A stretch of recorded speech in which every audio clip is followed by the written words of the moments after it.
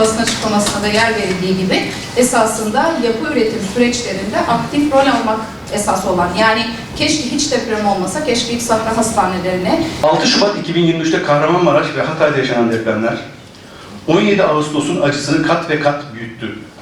50.000'den fazla yurttaşımızı kaybettik. 10 binlerce bina yıkıldı, yüz binlercesi oturulamaz hale geldi. Ekonomik kayıp yüz milyarca doları buldu. Ve ne yazık ki bu felaketin ardından bile aynı rant odaklı düzen işlemeye devam ediyor. Geçtiğimiz hafta Balıkesir Sındırgı depremiyle yine aynı korkuyu yaşadık.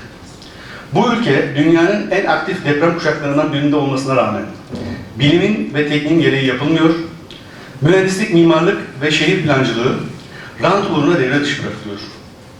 Yapı denetimi ticarileştirilmiş, kamu binaları denetim dışına çıkarılmış, TMOV'a bağlı odaların eğitim, belgelendirme ve denetim görevleri yok sayılmış, denetimsizlik adeta kurumsallaştırılmıştır. Doğayla uyumlu şehir planlaması yok edildi.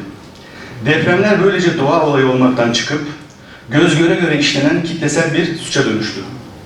Halkın can güvenliği için yapılması gerekenler bellidir. Rantçı, piyasacı denetimsiz düzen derhal terk edilmelidir.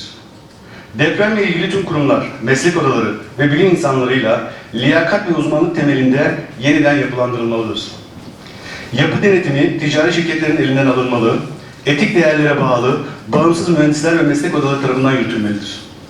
Tüm okullar, hastaneler ve kamu yapıları acilen denetlenmeli, riskli yapılar derhal güçlendirilmelidir. Endüstriyel tesisler için yüksek güvenlik standartları zorunlu olmalı, riskli bölgeler yapılaşmaya kapatılmalıdır. İmar affı ya da barışı gibi ölüm fermanları bir daha asla çıkarılmamalıdır.